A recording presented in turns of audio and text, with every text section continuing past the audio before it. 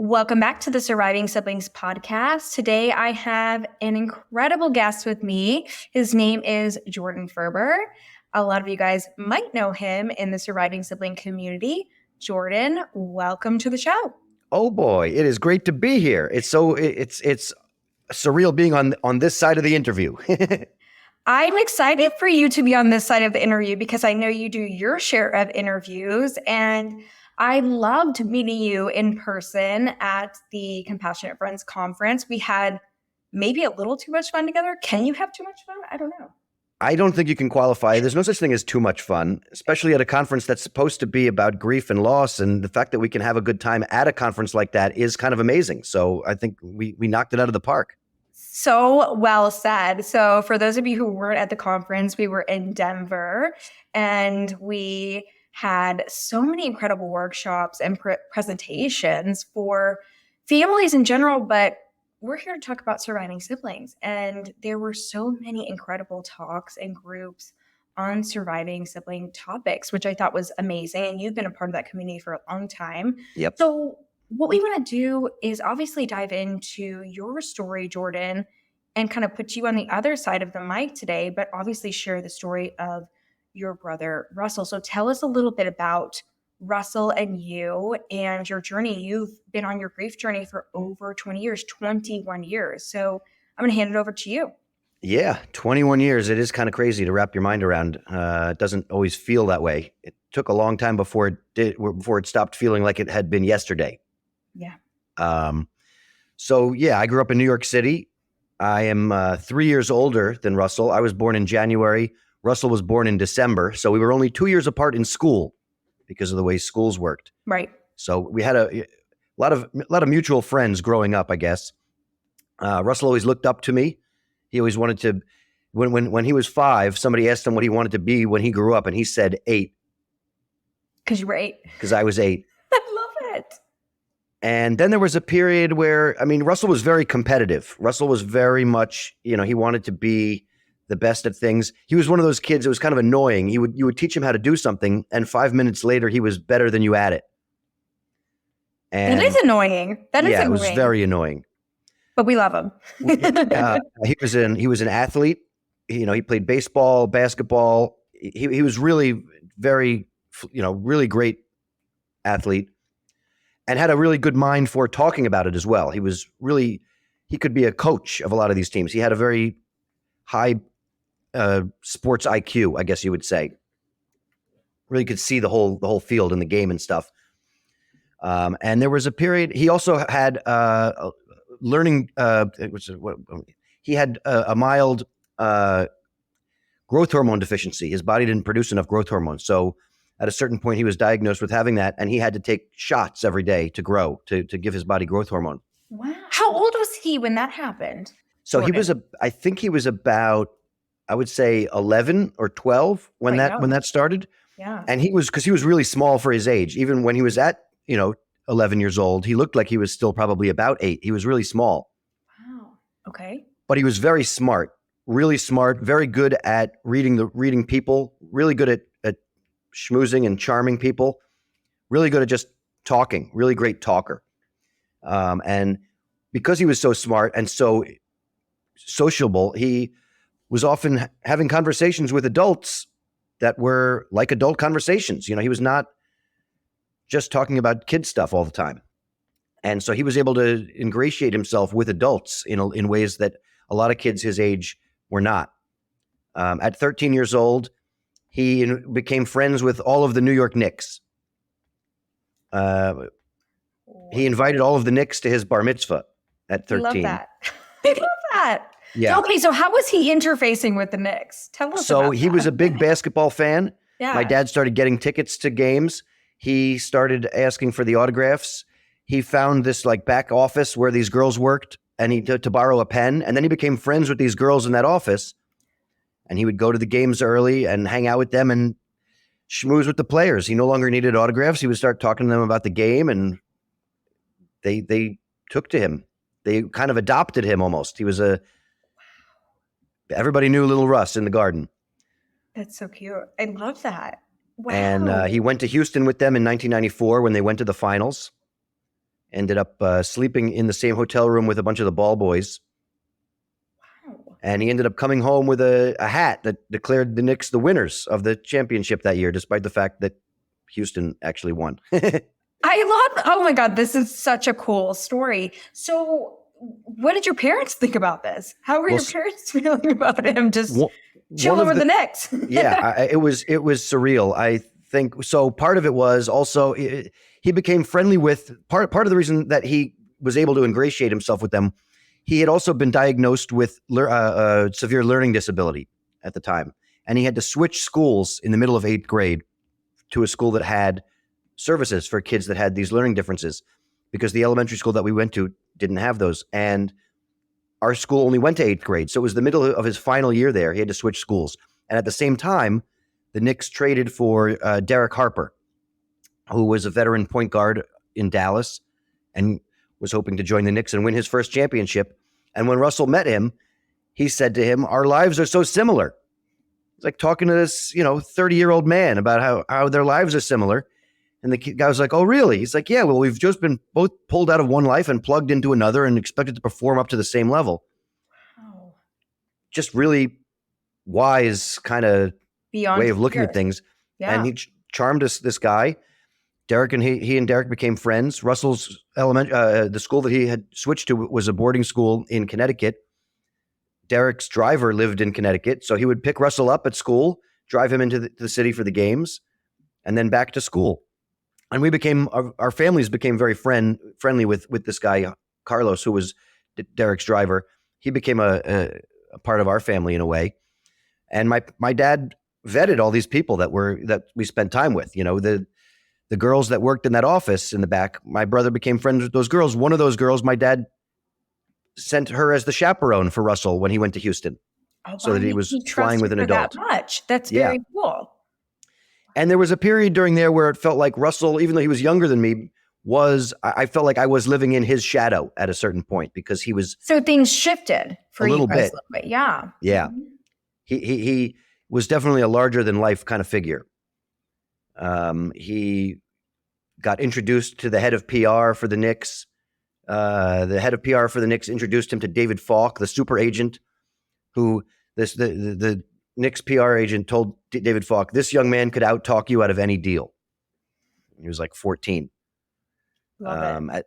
At 16, he was a nightclub promoter in the city. His best friend was dating Paris Hilton. So to paint us a picture, Jordon, what year is this? What are we talking this here? This is 90. Sorry, we're going to tell your age, but I'm like, you're talking pop culture here. We got to paint a picture. Yeah, this is like the late 90s. Yep. Okay. Yeah. Very cool. Yeah, 95, 96, 97. Yeah. And at that point, there was a fair amount of sibling rivalry, because he was always trying to be, a bit more out there. And I was, I started doing comedy 23 years ago. I don't think I really ever, I was never nearly as sociable as Russell was. Russell knew how to work a room. Russell could walk in the room and just talk to anybody. It's kind of interesting how he was able to really just own any space that he walked into. Just assimilate to that, it sounds like. Just go in and take it all in. But I think you've kind of channeled that, but we'll get to that in a little bit. But you've channeled that.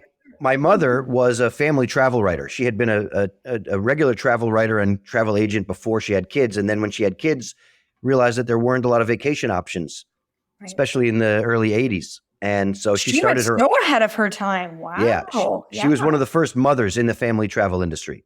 Cool. And also a ball buster and did not take no for an answer type of woman. My mother, very outspoken. My brother and I both got a lot of our chutzpah from her. Our nerve. Yeah. Really? I don't see that at all. I love that. That's very cool. Yeah, she had her own subscription-based newsletter called Family Travel Times, and my brother and I were the guinea pigs for all these things. We would go on vacations everywhere, and we would. The idea was that we would go to the children's program at whatever the hotel we were at is, and we would report back to my mother about how it was. But Russell and I, being New Yorkers and also not really big on following the rules, would always also use that opportunity to figure out where the holes in security were, so that we're really helping. That's so How could funny. we get in trouble? We just pointed out a big flaw in your plan. I love that. She's so ahead of her time. I didn't know that she Yeah. did that. Wow, that's incredible. What a cool background you guys have. My That's really parents were amazing. both pretty progressive. My mom went to Woodstock. My dad got into Studio 54. Oh, that's so cool. Yeah. And on top of that, my dad was a lawyer. When he went to law school, he went to go watch Lenny Bruce's trials. Wow. So they were also big on comedy and counterculture stuff. And here you are, born a comedian. Here Right. we go. Yes. Wow. This is all shaping up in your story. Yeah. And so, Russell didn't really know what he wanted to do. He was a freewheeling type of guy. I think that the part of the reason that he became so good at charming people is because, and being such a smooth talker, was because of his learning disability. Because he was partially dyslexic. He had a hard time reading. So he got out of having to read anything all the time by just talking, by verbally doing everything, because he was really smart. He was, one of the smartest guys I've ever met. And he didn't really know what he wanted to do. I went to college in California. A couple of years later, he came out to California to go to college also, but he left at Thanksgiving. He was there for half a semester. Yeah. In his last week there, he managed to get a liquor store and a local drug dealer to both take $1,400 personal checks from the local credit union that obviously bounced. Oh my God. So he really was a smooth talker. Yeah. Wow. He came back to New York. He wasn't really sure exactly what he wanted to do. He had decided, he ultimately decided he wanted to try cooking. He wanted to go to culinary school. Mm-hmm. And my dad said, well, I'm not paying for culinary school until I know you're going to stick with it. My dad got him a job working at Mesa Grill, which was Bobby Flay's flagship restaurant here in New York. Yes. My dad was and still is Bobby's lawyer. So we had a connection there. Fun fact. That's very cool. I love Bobby Flay. He's amazing. Very cool fact. Yeah. And about, 6 months into working there, Russell became very good friends with one of the head sous chefs there, who was about to leave to open his own string of restaurants out west. And he took Russell with him to learn on the job. Cool. So their first stop was in Tucson, Arizona. There was already a restaurant in place called Wildflower that Russell started learning in, but they were about to open a second restaurant in Tucson. And Russell was there for the opening of that. And then the next spot was just outside Boulder, Colorado. They opened one of the anchor restaurants of a new mall out there called Bloom. And this pastry chef and during that period of time was when Russell really also fell in love with pastry. That's when he really decided he wanted to be a pastry chef and not just a regular chef. It's a very creative role to be a pastry chef. Yeah. Well, precision based also. He really loved the professionalism that went into it, the science of it. They're a whole different level. Pastry it is. chefs. Yeah. And if you guys Netflix and chill, which we all do, those pastry shows, like a whole other level. Yeah. So this is interesting. Yeah. Okay. And so the pastry chef from Tucson, she came out to Colorado to open that restaurant. And then after a month, flew back to Arizona. And Russell was the pastry chef at this restaurant. Cool. And he created his first dessert there. It was a pumpkin mousse served inside a little mini baked pumpkin. Love it. And he was there for a little while.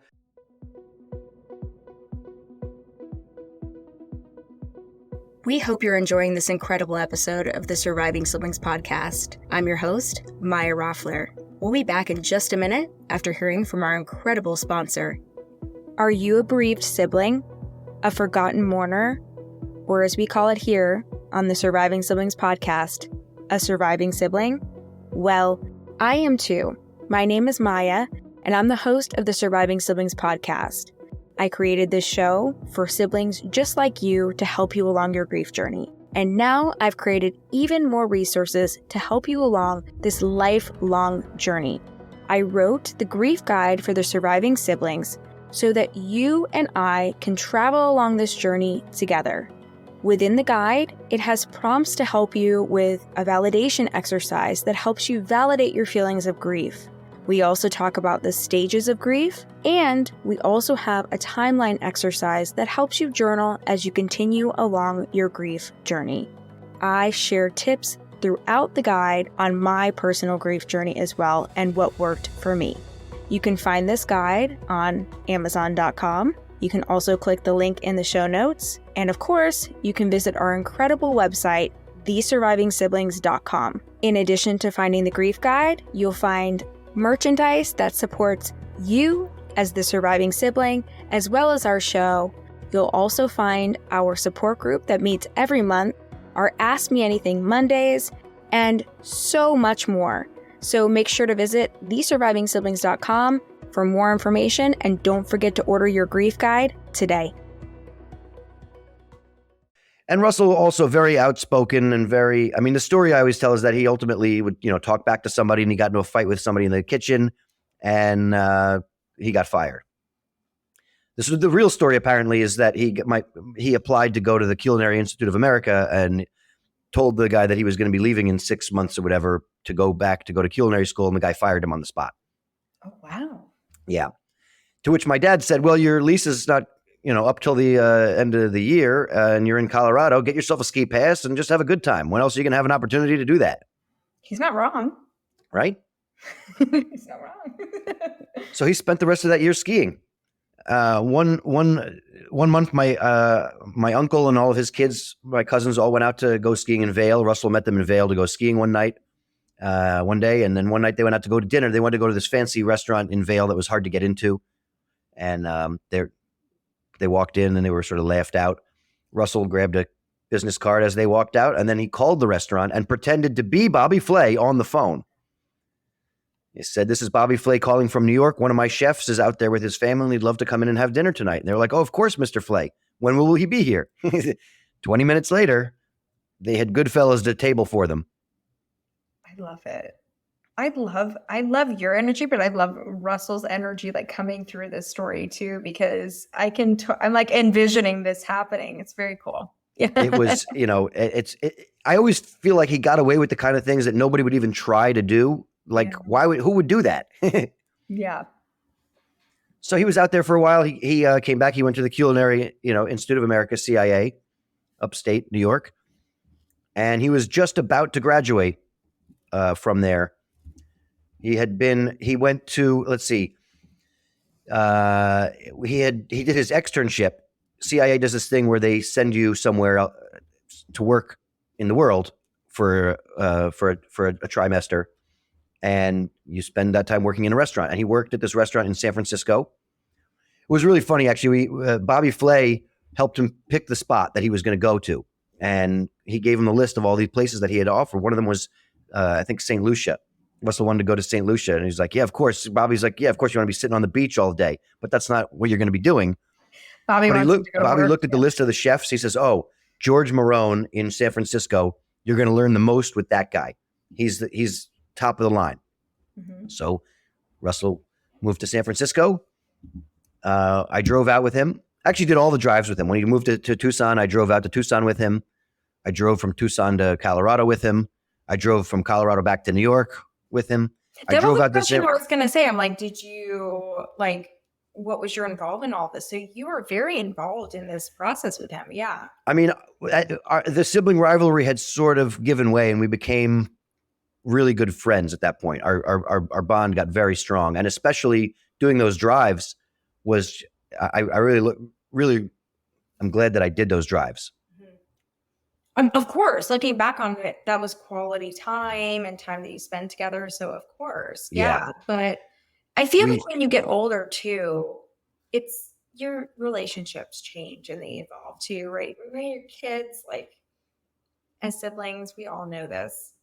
There's rivalry, there's fighting, they're your first enemies, but they're also your first friends, and there's all these different things. So yeah, I totally get it. I don't know where it is, but somewhere I have a thing that I made in art class when I was like 10 years old, where they're like, put together your timeline or whatever.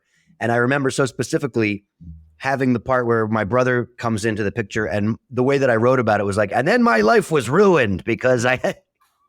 But I feel like that's an older sibling thing. Like I remember that. Like I apparently bit one of my sister's faces when they were born, so that's a whole other podcast, a whole other story. But yes, apparently, but like, here's the thing: we're alone and we don't know as the oldest. So, fun fact, there you go, guys. But I mean, it's a thing.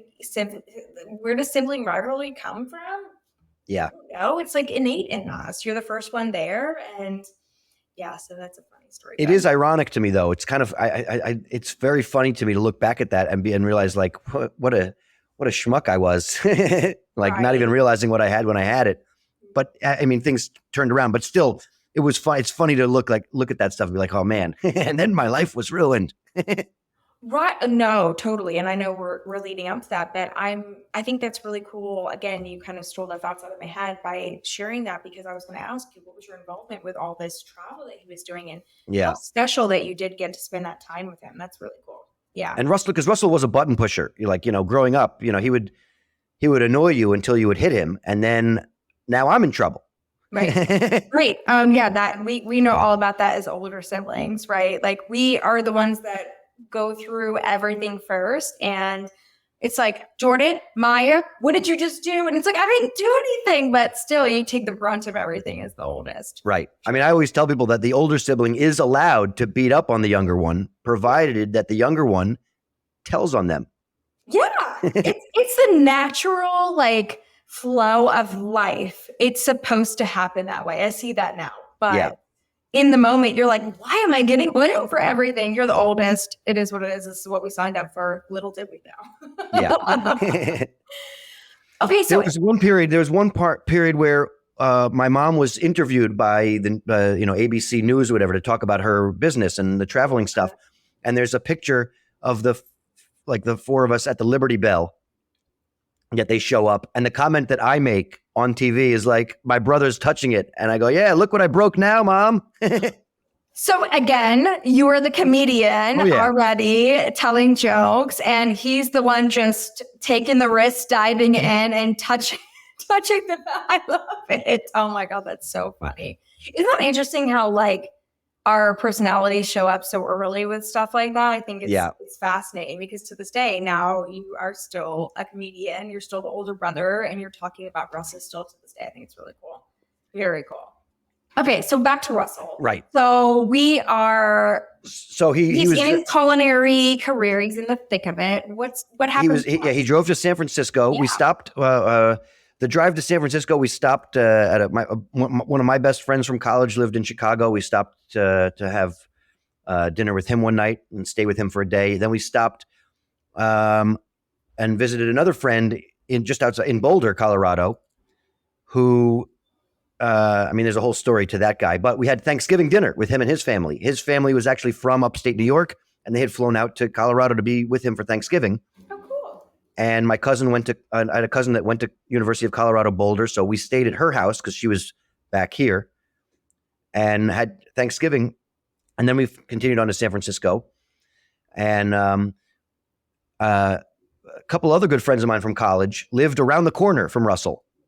When we got to San Francisco, we parked the car. I called him. I'm like, where are you? He gave me the address. I was parked like 3 doors down from them. So Russell had built-in friends when he moved to San Francisco. So cool. Russell's birthday is New Year's Eve. My parents and I flew out to San Francisco to spend New Year's with him. We had dinner at the restaurant that he worked at, which the restaurant's no longer there, but it was called Redwood Park, and it was in the Transamerica Pyramid in San Francisco, really high-end restaurant. And George Marone, the owner, told Russell, it's because it's your 21st birthday and your parents are here, your family's here, I'm going to let you off early. He goes, but this is the last birthday you're ever going to spend outside the kitchen. When you're a chef, you spend all of your time in the kitchen, especially on the holidays. So enjoy it. Yeah. Appreciate it. He's not wrong. He's not wrong. That's the culture for sure. So, we had dinner. We went back to my friend's house where they had baked Russell a cake. And then my parents went and did the old person thing. And Russell and I went bar hopping through North Beach and back to our friend's house and yada, yada, all that. Yeah. And then Russell came back. We also took a trip before he finished his final trimester. We took a trip to Amsterdam together. We spent a week in Europe together. And then he came back to finish his school, and he died on July 6th, 2002, just shy of just shy of his graduation from the Culinary Institute. Right. He had a friend who had bought this nightclub out in the Hamptons, and Russell loved going out to the Hamptons and, being a hotshot. And we don't really know where he was going. He ended up, was at a friend's house, had been up all night, I'm sure, and got in his car to go somewhere. We don't know where. He was supposed to come back to the city to walk our dog. Yeah. Got in his car at about 7:00 in the morning. I was going to say, paint us a picture. So early in the morning. Yep, 7 in the morning. And from the report that we read is that I guess he was looking at the map or something. I don't think he knew where he was going. He ended up veering off the road. His car hit a signpost, broke the signpost off in half, punctured his tire. He spun out, and he was hit on the passenger side of his car by the only other vehicle on the road, which was a milk truck that was probably going a little too fast. Wow. Yeah. At 7:30 in the morning. It was a Saturday. I was on vacation with friends of mine in Florida. I didn't find out myself until 10:00 at night. Who called you and let you know? I was on vacation in Florida. I was living in a postcard, essentially. We had rented this house right on the beach in Fort Myers Beach, Florida, me and a bunch of friends of mine. And we'd rented a boat for the day. So, I took my Motorola flip phone and plugged it in and left it there for the day. I didn't come back to the house. We putted around on the boat for a while, went and had dinner at one of the hotels down the beach that had a rooftop bar. Got back to the house about 10:00, and I had like 25 messages. Oh, I was going to say, your phone was totally blown up, I'm sure. Yeah. Yeah. And that was like 2002. That's when we were like, oh, we're not like so ingrained in our phone and like engrossed in our phone, right? We could actually like leave it, or so we thought, right? And that's why I find these stories of a loss where we kind of had connection, but we weren't as connected as we are now. It's interesting, the call or how you found out. So your phone, you had a bajillion missed calls, I'm sure. Yeah, I had all these missed calls, and I had, like 25 messages. I listened to the first message. First message was from a cousin of mine saying, "Oh, Jordon, we're so sorry." I'm like, I don't know what that means. So let's go to the next one. And it was my dad saying, call us call us or call Grammy, my grandmother. So I'm like, okay, well then it's not my grandmother. Right. And then I heard the next messages from my best friend, and he was like, "Oh, Jordon, and then I'm like, okay, I got to call. I don't know. I can't listen to any more of these messages before I find out what the fuck happened. I can curse on here, right?" Of course. Yeah. So I called my dad. I took the phone. I went out back onto the beach. I called my dad, and he told me that Russell had died that morning. Dad was the call. He is the person you spoke to. Yeah. Yeah. And I collapsed pretty much. Sure. We can all relate to that. All of those who have gotten the call, all of us who have gotten the call, we know what that's like. And so you're talking to your dad. My dad asked me if I had any idea what kind of funeral Russell would have wanted. Wow. And I said, I don't have any idea. All I know is that the cake afterwards has to be amazing. The food has to be amazing, right? Right. But the cake in particular. I mean, he was a pastry chef. You got to have a hell of a cake. Of course. I love that you said that. Wow. Yeah. I think back on that moment and having had the presence of mind to say that, I can't even believe that even in that moment, I kind of came up with a little bit of a joke. Because that's in response to that question. You're a comedian. Yeah. And I can see why you would look back on them, because there's moments I look back on my own story too, and I'm like, God, I can't believe. But I'm a business owner, I'm an event planner, and I went into planning mode and I reflect back on my own story and I'm like, I feel like we go to our primal instincts and who we are as a person in those really tragic moments. So it's interesting that you said that too. I connect with that. Yeah. Mm-hmm. So you heard that from your dad. What did he say when you said the thing about the cake? I'm interested to hear. What did he say? I don't remember specifically. I guess I probably got a chuckle out of him. Which is good. Yeah. In the moment, bringing levity to the darkest situation ever, right? Yeah. Interesting. So did you stay or did you fly up? Well, what happened next for you, Jordon? So luckily I have a cousin who's got like a gajillion dollars and he owned like part of a private jet or whatever. So he just whisked you away. And so I got on a private plane at like 4 a.m. and it took me directly to the airport in the Hamptons where my parents had been picked up by the same jet earlier that day somewhere in Vermont where they were on vacation. Right. Because they didn't find out until like noon. They found out at noon because they were in Vermont. There were no cell service. They finally got a phone call from the police about it. So they met me at the airfield, and we drove directly from there to the morgue, where we saw Russell's body.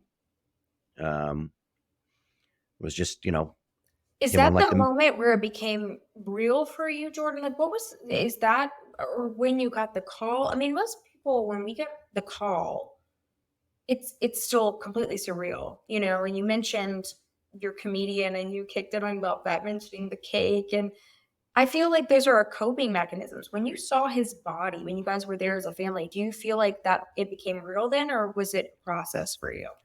Yeah, it's definitely still processing. I mean, I think that there were so many moments that made it real that over that first year.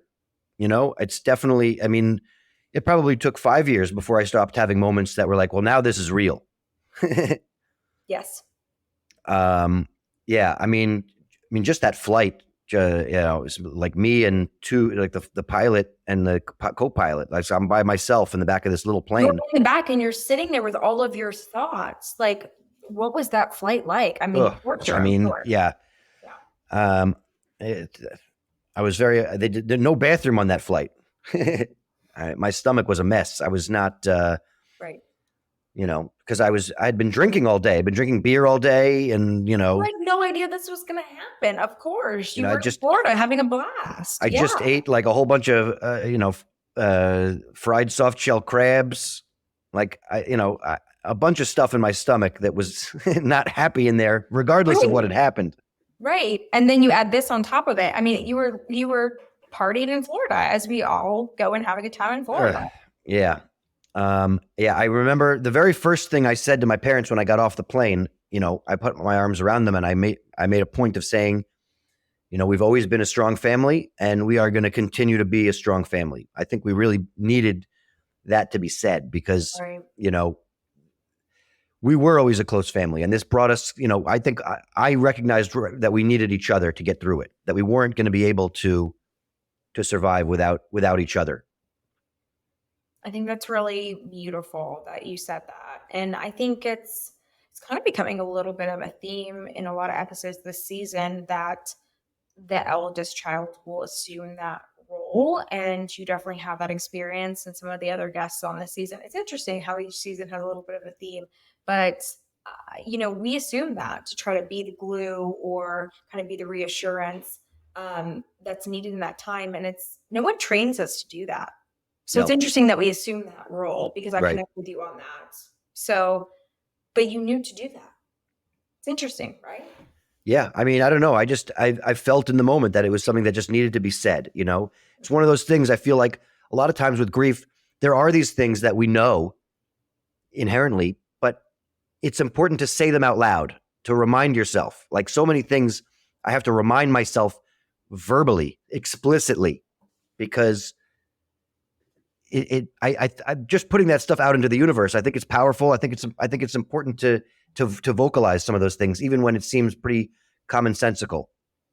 I agree 150%, because I think sometimes we take those things that we think we know for granted, and death changes everything. So that could be a reason why we do speak up and say those things. But I'm always impressed when people like yourself and others that have been on this show just innately come up and say something like that, because we assume the role so quickly to support our parents. in this role, which is a huge topic. I mean, God, we could do like a series on that, right, Jordan? Like how we assume the role of support.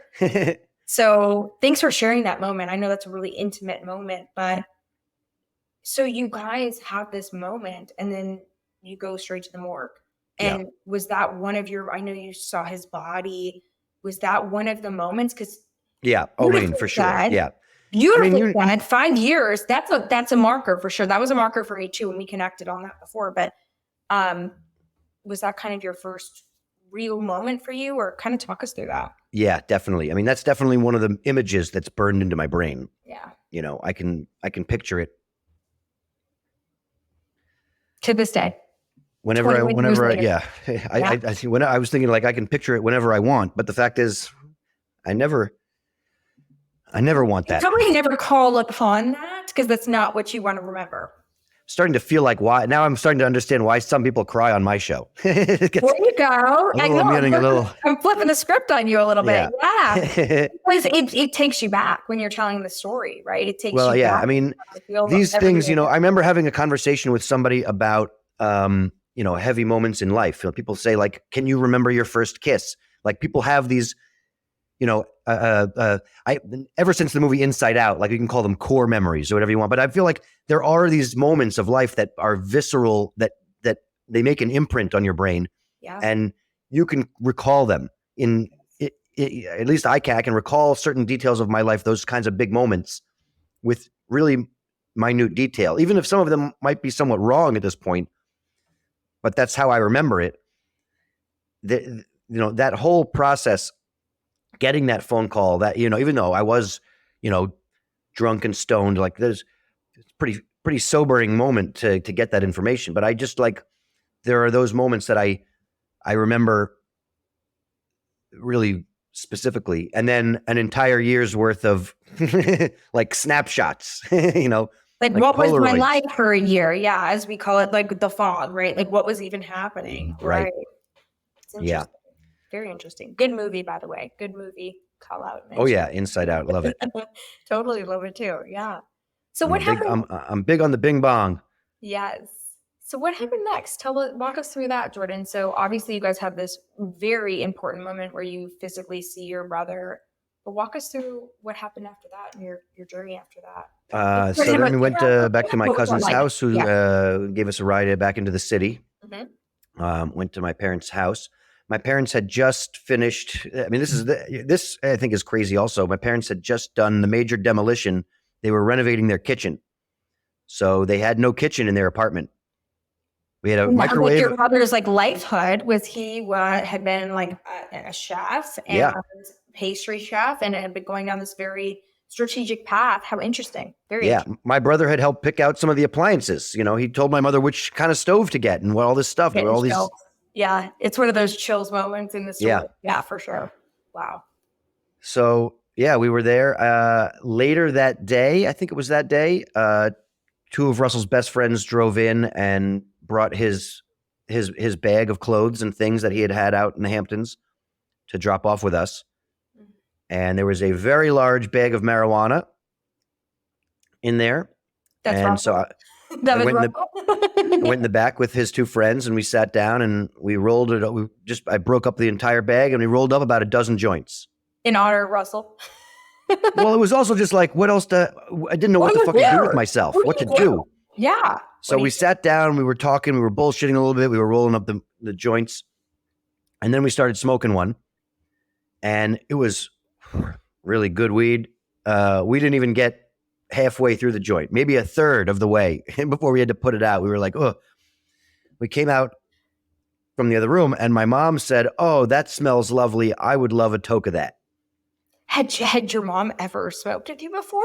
I had never smoked pot with my mom before this. So this blew your mind. You're like, wait, mom, what? It didn't blow my mind to that degree. We did know that my mom smoked pot. Okay. When we were younger, Russell and I were looking for Hanukkah presents and we found her pot. And and we stole it, and we were never questioned about it. Well, there you go. Right? Yeah. He didn't want to come to you guys and be like, hey, who took my pot? Yeah, exactly. Oh my God, that's hilarious. And she did, she had taught us to roll a joint at some point also. So we knew that she's had smoked pot. Right. But you And didn't when know, like, she was going to engage this with you in this moment, right? Yeah. Oh my God. She'd actually shared with us that my grandparents let her and her kid and my aunt and uncle, they were allowed to smoke pot in their house growing up because it was way more illegal when they were growing up. And my grandparents didn't want to be worried about them out and about being arrested. Like, what? So when Russell and I started smoking pot, we were pretty open about it with my parents, and they gave us the same deal. Like we were allowed to smoke in the house with like one or two of our friends. Right. Not like a party house. Like you're not, don't be inviting the world here, but Right. like you can have one friend and you can have one friend. Right. So we knew they smoked pot. We knew that my mom smoked pot or had smoked pot anyway. So she says she wants a toke of this, of the joint, but I had a dozen joints. So I just brought her a whole joint and she goes, "You're like, whatever you want, mama." She goes, "No, don't you have one that's already open?" I love it. Oh my God. Which, I mean, I don't know. I've never heard anybody say it that way before or since. Me either. So we brought the roach out and we're smoking the roach and she passes it to my dad. My dad says no. And my mom said, "Well, this is from Russell's bag of pot." And my dad goes, "Oh, it was Russell's pot. All right, I'll have a toke." Oh my God. So that was the first time I ever heard of my dad smoking pot. That was a mind blown. Okay, that was the mic drop moment. Was your dad being like, "Oh, it's Russell's? Okay, in honor, let's do that." Oh my gosh, that's funny. Yeah. Wow. And from that day on, I started smoking pot with my parents. Interesting. It was like the one part of our grieving and mourning process that we were able to be on the same page about. It's like when we were having a bad day. All right, well, let's take a bong hit. Let's smoke a joint. Let's order some Chinese food and, worry about something else for a few minutes. Oh my God. That's, I mean, again, here's the comedian in you. That's so funny. Like, interesting. So I love that your father was like, "It's Russell's." Like, I'm still hung up on that. Okay, we'll do that. Yeah. So interesting. Anyway, okay, so what happened next? I always think that's, pretty funny to me. I find it hilarious. Yeah. Okay, so you guys now are bonded over Russell's pot. So walk us through the rest of what happened. So let's see. That was Sunday. Or Monday. And then, so the memorial service was on Wednesday. The Jewish temple that we had both been bar mitzvahed at was around the corner, the village temple. The rabbi that we had when we were there was no longer their rabbi. He was going through some personal issues as well. He was getting divorced. He had a whole lot of personal stuff he was going through. So he was no longer the rabbi there, but we didn't really have a connection with the rabbi that had taken over for him. And so we got him to come do Russell's service, and he was rusty. A lot of people were like, "What's up with that rabbi?" He's like a little, but it's been a minute for him. It seems. Yeah. Like, yeah. They did. We brought in like a closed circuit camera thing to do because we had so many people that showed up for the service that they couldn't all fit into the space. So they like converted all the upstairs room and the other room. So they were able to like put TVs, monitors in there. Right. And we recorded it. Which, by the way, I don't know if you have a recording of the funeral, but I do not recommend watching it. No, and I think I did a celebration of life, or we did a celebration of life for my brother. So it was very close. It's down by the creek where, on social media, I share every year. I go down there and spread flowers for him. And at that time, or immediately after, I was like, "Oh gosh, I should have taken more video. I should have videoed me and the eulogy and all of that." Nope. Super glad I did not. Oh yeah. Glad I didn't do that. That's one of those things where I have zero regrets, in life. And I think I have his eulogy written, and I have that, and that's more than enough. And I read it on this show. If you guys want to hear, you can listen to season 1. But oh yeah, I could not imagine watching that back. That would be very dark. Right. Yeah. 0 out of 10. Do not recommend. 0 out of 10. Negative out of 10. For yes. Sure. Negative out of 10. For sure. Yeah. I agree. So we had the memorial service. A bunch of us got up and spoke, and then we opened it up to let anybody who wanted to come up and say a few words to speak. We had Russell cremated. instead of buried.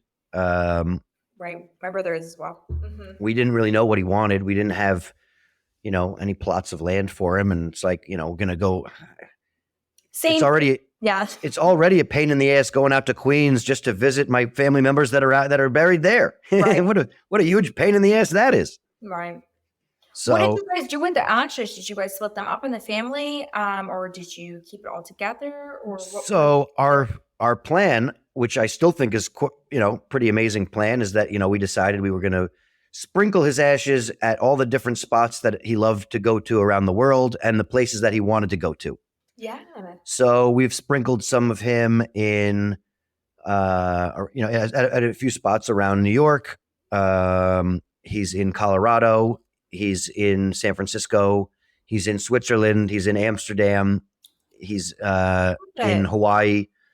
A few other spots, but we have most of him is still in a industrial plastic bag in a box in storage. It's he still has places to go. Still has places to go. No, I love that you have him in Switzerland as well. So yeah, he has places to go. Yeah, that's cool. I love that idea.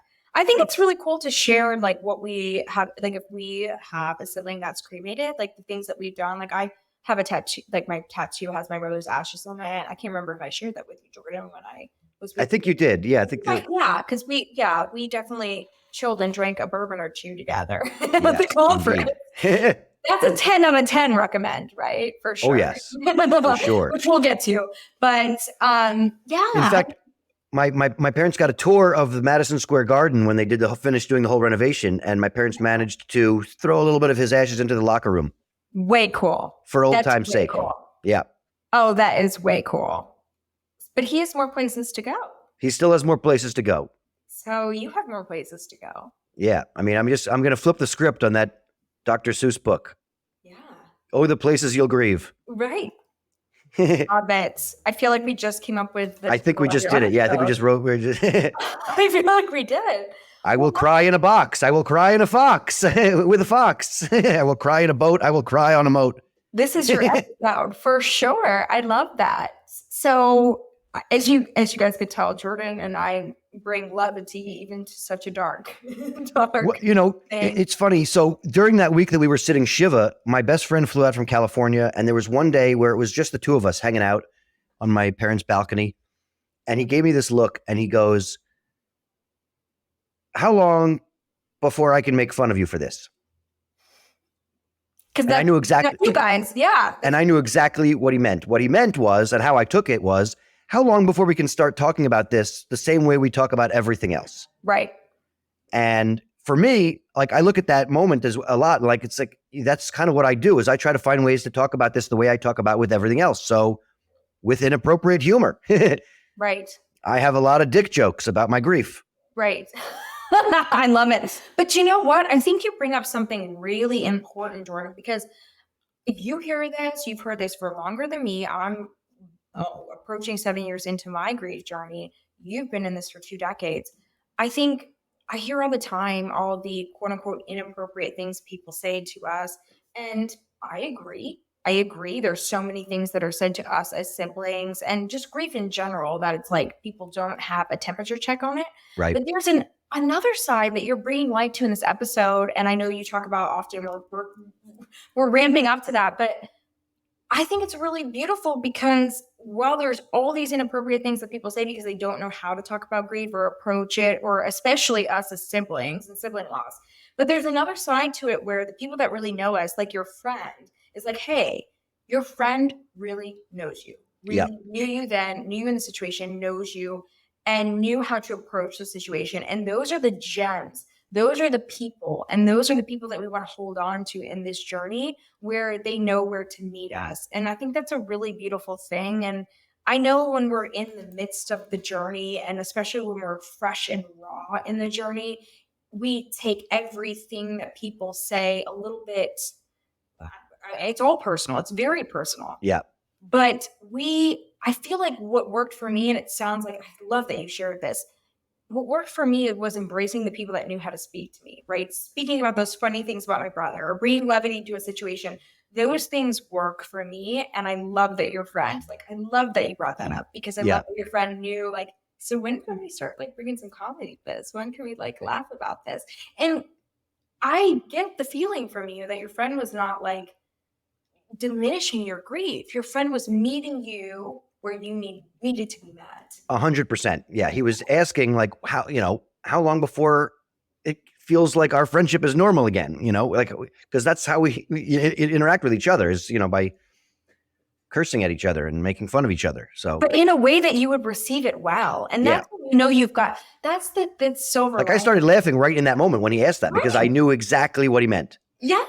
And I feel like that's the silver lining that I always tell people, and I'm sure you do the same, Jordan. I've seen you do it actually, now that we've been to a conference together.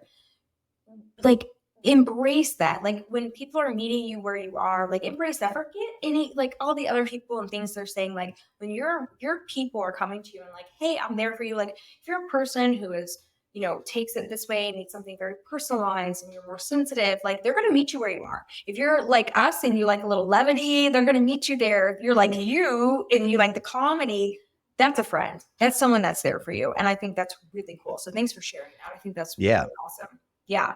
Okay. So your friend is there asking you this. So kind of walk us through the next steps of your journey. When did you find compassionate friends and stuff? Walk us through all of this. Yeah. So my parents started going to Compassionate Friends 3 weeks after Russell died. Yeah, I knew it was fast, and we talked about this, so I wanted you to share that on here. I did not. I did not go that fast. It took me time. My parents went 3 weeks after Russell died. I think it was my mom always says that it was her birthday. Because Russell died July 6th. My mom's birthday is July 23rd, and my dad's is July 31st. Oh, wow. Yeah, right on top of each other.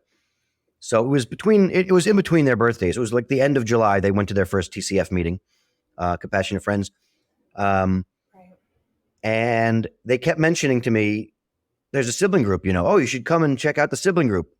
And it was probably a good 6 months before I went. I think I went to my first meeting was the candle lighting ceremony in December, which was very heavy.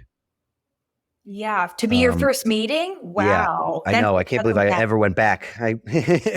Well, your personality, yes, but I don't know if I recommend that for everybody, right? Yeah, no, I that's the thing. It was very heavy. Although there was a short, like half-hour sharing session afterwards. So we did break up and have a little sharing session afterwards. So and I literally, I tell this, I tell this a story, I guess, at a lot of my meetings or in my workshops, that I literally went to that meeting so that my parents would shut up about it.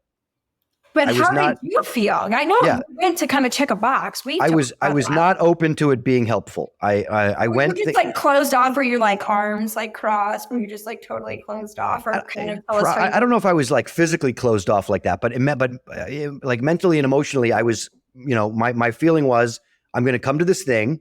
It's not going to be helpful, and we'll never have to talk about it again. Right. I've done it. Check. Let's move on, which we know we don't. So exactly. Yeah. So, because it was always that thing too. My parents were always like, well, when trying new foods or new, experiences, like, how do you know you don't like it if you've never tried it? Okay. Okay. Now I know. So, I don't think I spoke at all at that first meeting except to introduce myself maybe, but I just remember hearing other people speak and thinking to myself, well, that sounds familiar. Okay. Well, interesting. The things that I had thought to myself that I wouldn't dare to share with anybody else. Like, okay, maybe I'm not crazy for having that thought. Oh, maybe I'm not like a totally insane person. Okay. Oh, interesting. Right. And I don't remember when I started going with regularity, but I do remember specifically that the guy that ran that sibling sharing session when I first started going was maybe the most uncomfortable public speaker I have ever seen. He just did not look comfortable speaking in public at all. But he was running this group. Like, I was pretty moved by that. I just without even, hearing anybody else speak, I was really, it was profound to me to see, like, okay, this guy clearly hates speaking in front of people, but it's so important that he run this group, that he is facing that. He's compelled to do that. Facing his own fear to provide this much needed service. Right. So that's sort of where my mindset was in terms of why I went back. It was like, okay, if this guy who clearly doesn't want to be here is coming on with regularity to be here, I have no excuse. And also, I was also his story yet. I was also living with my parents at the time, so every time they would leave, the group met every 2 weeks. So every time they would go, oh, we're going to go. They never put a lot of pressure on me. They never were like, hey, you have to go. They were always just like, oh, by the way. So eventually, I was like, I would tell them, I don't feel like going, but then I would go because I'd be like sitting at home doing nothing. So it's like, all right, what am I going to do? I also threw myself into comedy. I was doing comedy like 6 nights a week, basically. So Tuesday was like my day off that I could go to those meetings if I wanted to. Call it divine intervention, call it what you want, but interesting that was the day. Yeah. Interesting. Do you feel like you threw yourself into comedy? I mean, this was like ingrained into you. Like, obviously you were going to do comedy. I mean, I had already been doing stand-up. I had been doing stand-up for about a year and a half when Russell died. So yeah, before he died, I had been doing it for about a year and a half or so. And he was my biggest fan. He came to a lot of shows. Love that. And I got hooked up with this group called Comedy Gone Wild. They ultimately got sued by the Girls Gone Wild guy and had to change the name. Mm-hmm. Ironically, that he's not in jail. This Comedy Gone Wild guy, he's out and about and still doing comedy. Whereas the Girls Gone Wild guy, I think, someone else is, but it's a whole other podcast, right? Yeah. But so I actually kind of had known this guy through my brother and some friends of his, promoter friends of his. And he blew this thing really up pretty big. And we did a bunch of shows at a few venues around the city. And then he booked these 2 shows at Madison Square Garden, at the Comedy Garden at MSG. So it was like the lobby area of the theater at Madison Square Garden. So they would convert that into this comedy space. It was about 600 seats. The first one was in June. I sold about 30 tickets to that, including to Russell. Russell and one of his friends came to that show. And Russell came backstage after my set and told me that the whole room hadn't laughed as one until I was on stage. Like other comedians before me had gotten pockets of the room, but I got everybody. What a special memory. And he was so proud. Yeah, it's cool. And then he died in July, and I had the second one booked for August. And you did it? And so I didn't know what else to do with myself that was the joke. The running joke during Shiva was is there anything I can do? And I was like, well, I got a big show coming up, Madison Square Garden. So I sold 130 tickets to that show. And I spent the week beforehand, running around literally to people's offices and selling tickets. And I don't think the show was, I didn't do as well on the show. I had an okay set, whatever. But I felt very much like I was going through the motions of the show. It felt I think if you came on this podcast and you told me that you were like, and then I went on to do the best show of my life. Yeah, no, it was not. But I mean, if you had told me that, I'd be like, really? I think more of I connect with you saying that. And I think all of you listening can connect with that regardless. I mean, trust me, I'm no comedian. I can't do what you do, Jordan. But any of us out there, if whatever we do, I mean, less than a month after the passing of our sibling or siblings, I mean, the fact that you even did it, I commend you because it's a blur and it's a tough time. And so if you had told me I got a standing ovation or this was great, you did it. Check. Yeah. It kudos to you, right? The thing that sticks out for me, as I said, Russell was a huge Knicks fan and had his run of the Garden. So being in the Garden was a big deal. And this particular show, the second show, they put all the names up on the marquee of the Garden one by one, appearing tonight. So I had my name on the marquee of the Garden. That's cool. So all 130 people that I sold those tickets to saw my name on the, in the big, on the big marquee in front. Yeah. And that was, pretty, I'm still impressed by that. That's still, that's why it's my business card. I mean, that's way cool. Yeah, it is. I know. I have a business card. When I got that business card made, my dad was like, well, that's not that subtle, is it? I was like, listen, if you had your name on the marquee of the Garden, wouldn't you hand that picture to everyone you met? No time for subtlety, Dad. No time for subtlety. Yeah, for sure. No, I think again, the fact that you even went and did it, I think a lot, all of us are impressed by that because as we've talked about, the first year is such a fog. And the first month, and you're going to go like, that's amazing. And you know your brother was with you during that. That's Oh, yeah. amazing. So tell us a little bit more about, and then I've got another question for you too, which I know you're not shy, you'll answer, Jordon, but tell us a little bit more about your evolution, because you went to the Compassionate Friends meeting and then you saw that. I think that's a great story to talk about how you saw this guy, and he's not exactly the extrovert, but he was willing to go up there because this is something that was so passionate and affected his life. Yeah. But you're super involved in Compassionate Friends. So I am now. Yeah. It took a tell us while. yeah. Tell me about that evolution a little bit. And then I've got another really cool question for you. Yeah. So I don't know.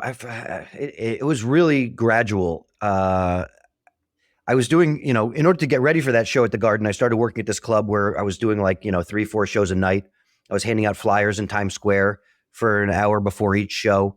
And I was it was really cathartic to just scream at strangers in Times Square for an hour and then to go do comedy and then come back out and do it again over and over. And I felt like I was leading a double life because I wasn't talking about my grief on stage at all. I was just working these jokes. I became friendly with a lot of other comedians who had dealt with a lot of shit and not necessarily, had lost a sibling, but I developed a camaraderie with a group of comedians who I was able to talk a little bit about what I was dealing with. And I was also going to the, bar down the block until 4 a.m. every night. And so, it all comes out. Yeah. And then I was doing, I guess I would go to TCF every once a month, twice a month here and there. Ultimately, my mother became the chapter leader. And during that period, before she became the chapter leader, the guy that had been running the sibling group stopped coming. And then there was another woman that was running the sibling group for a little while. And then we didn't have anybody running the sibling group. And our chapter leader at the time would come in and sit and start the sibling group, just, lay out the ground rules, whatever. And then she would just sort of quietly slip out. So I wasn't trained in it, but ultimately I was the most consistent member. So it felt like I was in charge, even though I wasn't. And then my mom became the chapter leader, and they did the facilitator training in their apartment. And so I couldn't get out of that. So you were kind of like ingrained into it. So why not? Yeah. So what was the training like? It was in your family ecosystem. Did you willingly become a part of it, or were you kind of just like, I'm here, so I'll listen? What was that like for you? It was sort of in the middle of that, I guess. It was, I think I had done facilitator training.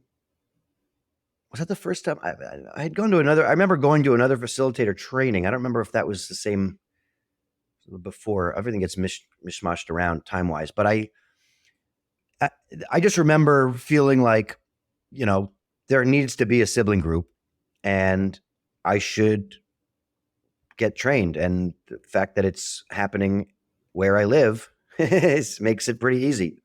Right. Perfect. Yeah. I mean, I think that's a really good message though, Jordon, because I think sometimes we find ourselves in situations in our grief journey, and it's a part of our journey. We don't realize where it's leading us, but here you are 21 years into your grief journey and we're talking about it, and you're a huge speaker and part of the ecosystem of Compassionate Friends, and you have your podcast. And so I'm going to kind of bring us up to date. Okay. How has Compassionate Friends been Compassionate Friends, therapy? Tell us what's been the biggest part of your journey in grief. I feel like Compassionate Friends is just so integral into your journey. It's been such a huge thing. Are you someone who's gone to therapy? How did you get to where you are now, where you are a comedian and you can talk about these things and we both can bring levity to it? And I feel like you've been able to do that for quite a while, obviously. But tell us a little bit about the things that have helped you get to where you are 21 years into this. Yeah. Story. Well, certainly TCF is a huge part of it. I still, I was going to a therapist for a while. In fact, the therapist that I started going to see had been the same therapist that Russell saw before he died. So we had family sessions with her. So she already knew a lot of the dynamic in my family. Don't you think that's helpful? I think that's helpful. It was. It was for me too, because I've Yeah. been with my therapist for like 11, 12 years now. So he knew everything even prior to my brother. But I also don't want to like tell people not to go to therapy if they don't Right. have a basis. But if you already have a therapist, like that's really cool. It's just it's a bonus, right? It's like a boop, boop, boop, little bonus. Yeah. There was a period of time though where I started getting a lot more out of just going to the TCF meetings Right. than I was seeing her, because she didn't have a background in grief or loss.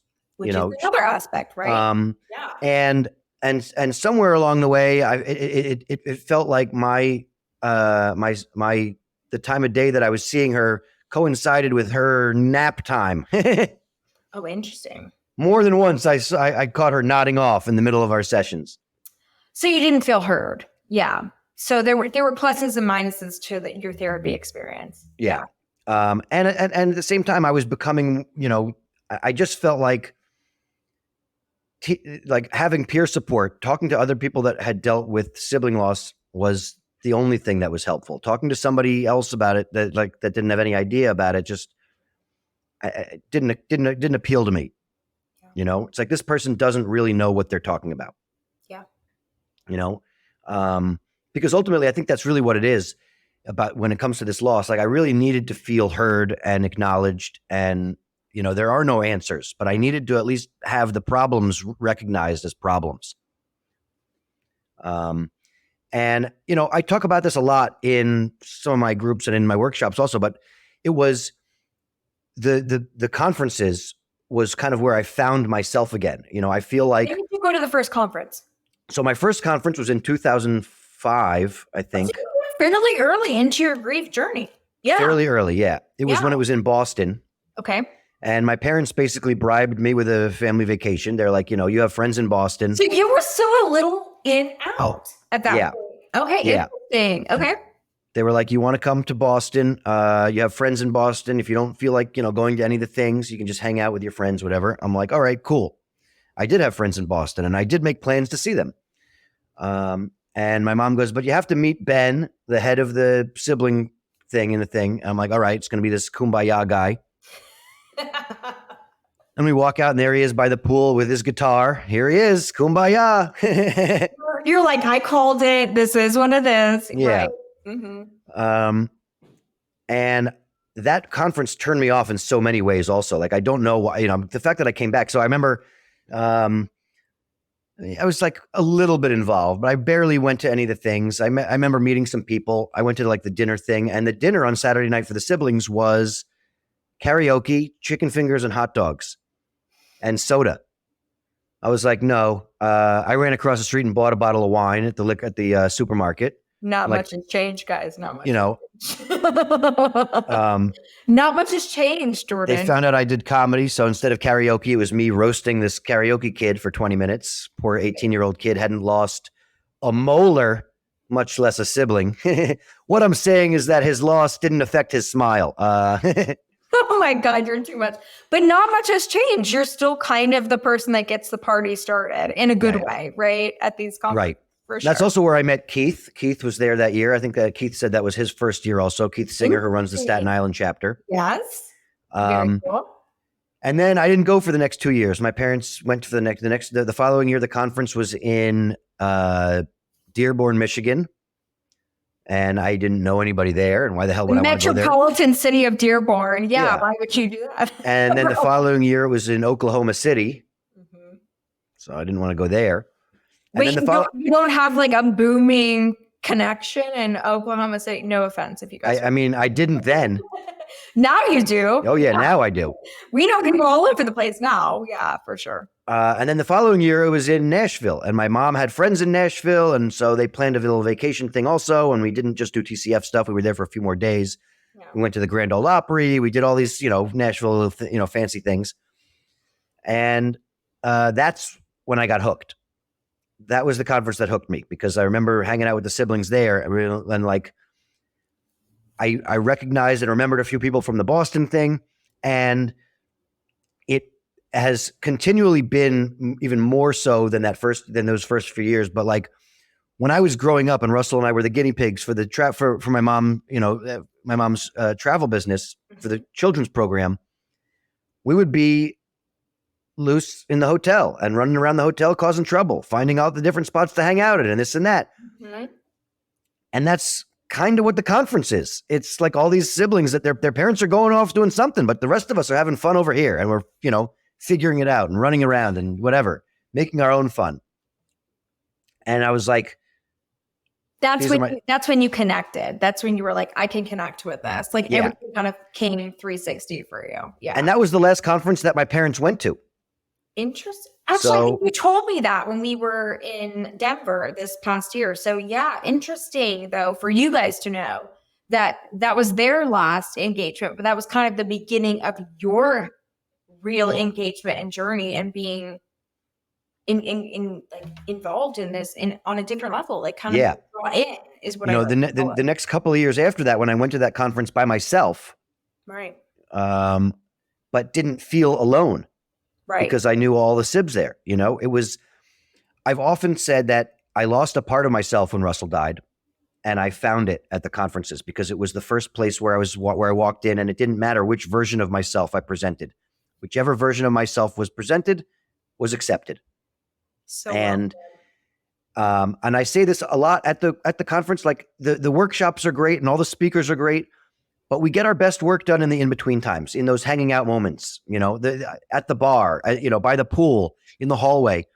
It's key phrase at the bar with this one. No, I'm just half joking. Well, I'm not joking. No. I tell people we get our best work done at the bar, which is an analogy for all the other things, but that's what it is. And I feel like that's where I found myself again. That's where I found ways to connect. Like, I lost the version of me that existed before Russell died and the version of me that is here with today, like two different people. Yeah. But it took time, I was still trying to connect to the old version of myself, and which has made it hard for me to connect to other people. Being at the conference, I was able to connect to that version and share that version. And people were like, wow, how do we get that guy to be this guy? And at the conference is when I found ways to relate. I'm like, I feel like the most myself at those conferences. I am the most Russell's brother at those conferences. Like I get to share all that stuff in a way that's not weird or sad or like a left turn from what we just were talking about. Right. Yeah, I totally understand what you're saying, because you can literally, like, obviously my brother is Andreas Elf. You guys know that, but I can sit there and in one sentence be talking to you and be like, oh my God, Andreas would have loved that car outside.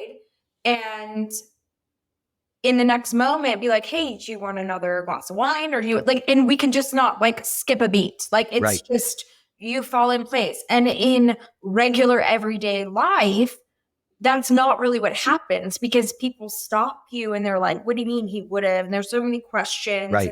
There's not that level of acceptance. And I feel like, I think that's the beautiful thing about these conferences, but also it's a beautiful thing about, like, to your point, about support groups, about any, like, just this community in general and what we are both creating in this. Like, it's something I always look back on and I'm like, God, I wish I had this. I didn't even know it existed. Right. And I just so enjoyed being with all of you guys this year, because it's so refreshing. Because yeah, it's okay. And if you want to start crying and you're crying first, nobody even thinks about it. Like, it's fine. Like, everyone just rallies around you and it's a really positive thing. And you feel like you can be, I call it my before and after.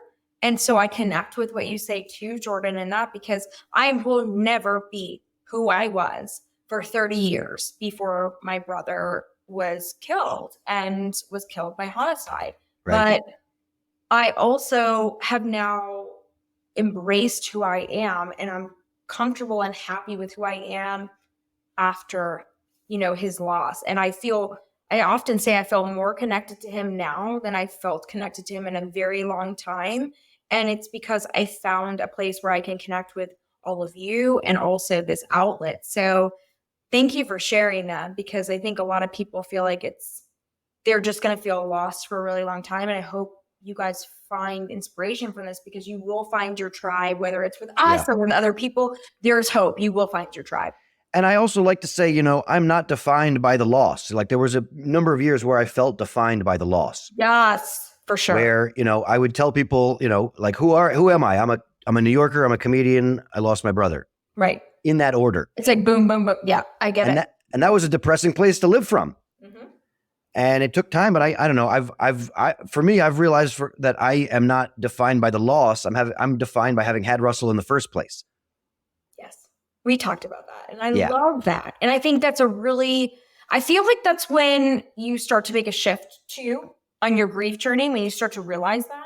Because, different people that come on this show and different people that talk at the conference and different people that talk in different groups and all of that, all the beautiful mix of this and the community that we're creating, because thank God we're bringing light to this, right, Jordon? I mean, It's important.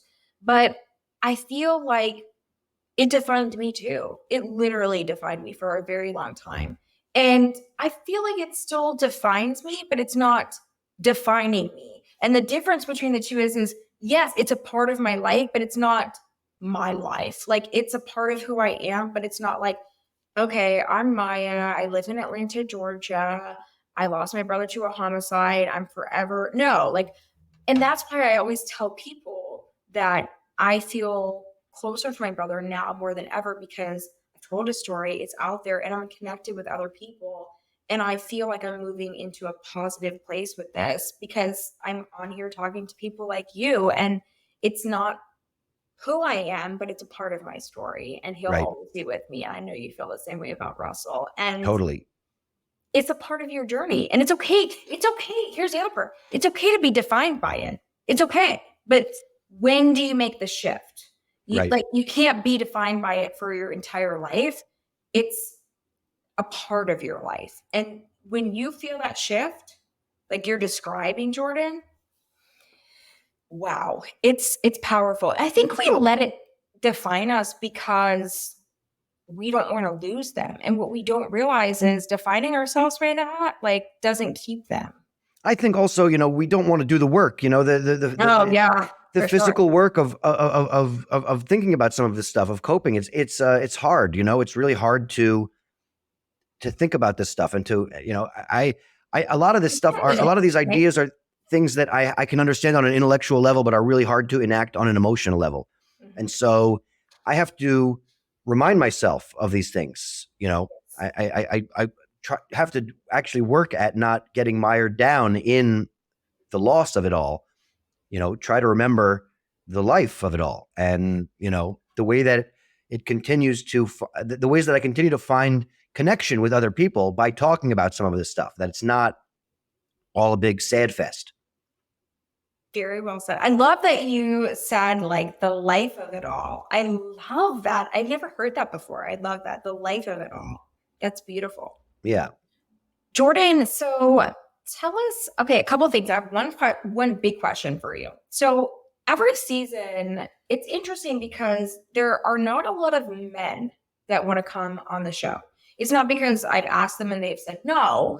It's because we have a plethora of people wanting to share their stories, but it's very rare that men apply to the show. So the 3 men I've had on so far, I have asked them this question. Why do you think that men are a little bit different with grief? I think there is a common theme here, and I think it's a societal thing, and I think we really want to break out of that. But it's not that men aren't grieving. It's that we don't create. It's that men are taught from a very early age to not show anybody when you're grieving.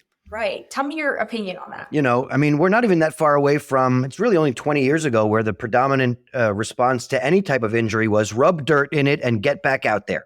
Right. No tears, no nothing, no show emotion. Yeah. Yeah. Mm-hmm. Personally, I am of the opinion that being open about your struggles and being able to be vulnerable and show where and ask for help these are signs of strength. These are signs of self-awareness and a strength that you're not afraid of what the repercussions might be for you showing weakness. Right. I think the archetypes of society tell you, men don't cry, men, suck it up. It's ingrained in you guys. It's ingrained in you. Yeah. Mm-hmm. And, what are you, some sort of sissy? What do go, whatever. There's a lot of judgment and shame that comes in there. And so I don't even think, even if it's not said to you explicitly like that, you've seen 100 movies or TV shows where it's said to a character in that context. So it's in you subconsciously, even It if you're is. not realizing it. Yeah. Yeah. Sure. And I mean, there's also the thing where, everybody I know is embarrassed for crying in front of a stranger. People are embarrassed about it. People get, oh, I'm so sorry. Even in compassionate friends groups, like I have a group in person. If somebody starts to break down and cry a little bit, they say, I'm sorry. Like this is the one place where you don't have to apologize for that. But it's such a knee-jerk reaction, I think, that we have to being vulnerable around other people is that internal judgment is kicks in before any of our actual coping mechanisms do. And I think, even people that are willing to do the work, it's so hard to do it publicly. Putting this stuff out there in such a way like this is just too much for some people. I don't know. I don't know what I remember when I first started going to my TCF groups, I would count how many men were in the room. It was definitely many fewer of us. Right. I still can with our chapter here in Atlanta. Like it's. I will say this: I am a co-chapter leader, and my other co-chapter, my other co-leader, also a man. I know, and that's really cool. Oh, that was so cool. I think that's amazing, but it's pretty progressive for grief. Like we've got a long way to go with grief and expression, and that's why the men that do come on the show, I like to ask this question because you guys have a similar message, but a different perspective, and I think that's really important that we get that out there and we make it okay, because I even see that within my own father, even though it's not sibling, but I see that. And I think all of us as sibs can relate to that. Yeah. Most of us, like seeing it in our fathers, right? Or seeing it in the male people in our lives. Like, so it's a message that I really want to get out there. It's okay. It's okay. And I love what you said. And I say the same thing, Jordon. Vulnerability is strength. And I wish someone had told me that a long time ago, because vulnerability is strength. And that's what we really need to empower everybody with. And I think that we'll start to dissipate this image that men need to, don't cry, you're a sissy, like everything that you're saying I connect with. Yeah. I mean, people, for some reason, like people are afraid to ask for help because they think it's going to show them as being weak. But I really think that when you're able to be honest with yourself about what your own abilities are and that you need help, like I think it's a form of strength to ask for it, to look for solutions. And that's a solution. I agree 150%. Thank you for giving your perspective on that. So before we wrap and tell everyone where to find you, because you have so many things that you do. I have a lot. I know, we're going to talk about it. I got all the plugs. I know, we do. Any additional pieces of advice that you would give siblings? I mean, this is 2 decades on this journey for you. Anything that or if you could go back to Jordon 2 decades ago, any pieces of advice that we missed maybe? Man. I mean, I Jordon. I definitely would not have listened to myself 2 decades ago. Any advice that we'll go back and talk to yourself 2 decades ago. We'll go there.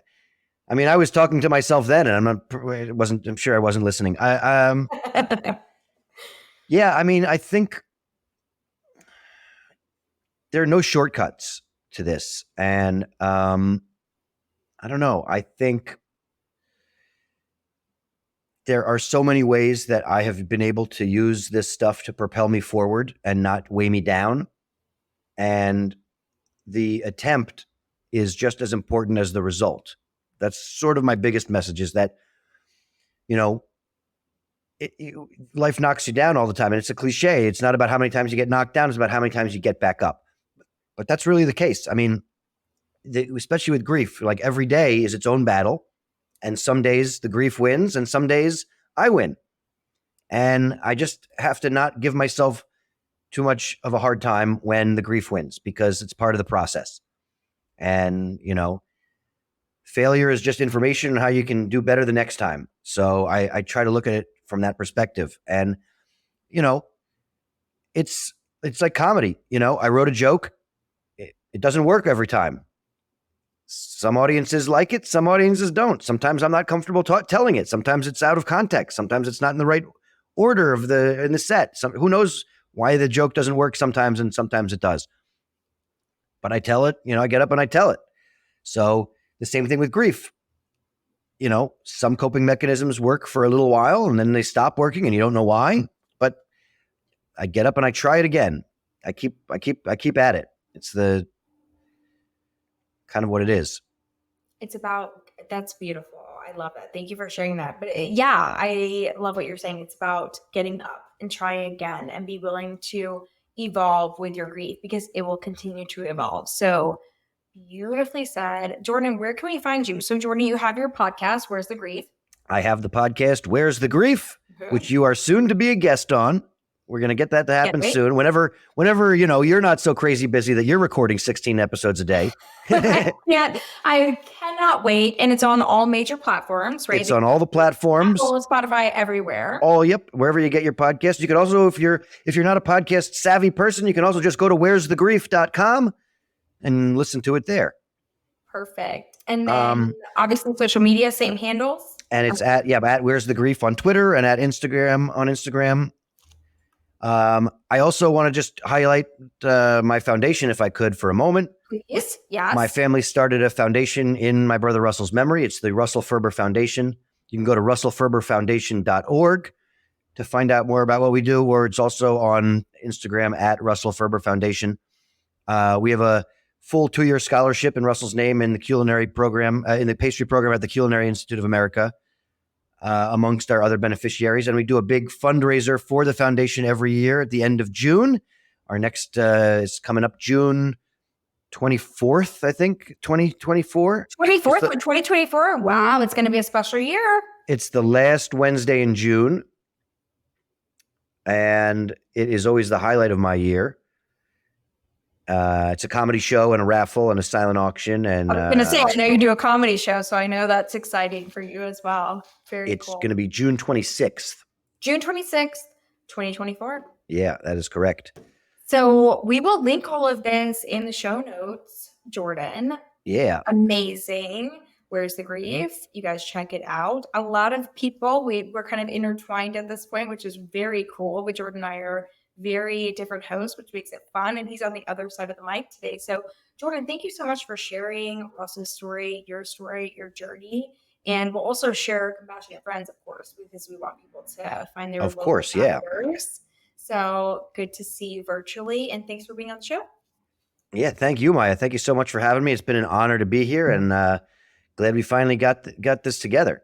Me too. My pleasure. And thank you guys so much for listening to the Surviving Siblings podcast.